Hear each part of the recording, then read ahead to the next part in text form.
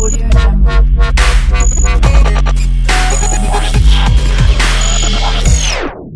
guys, shaFs here. So today I'm gonna show you how you can apply multiple themes on your Xiaomi device.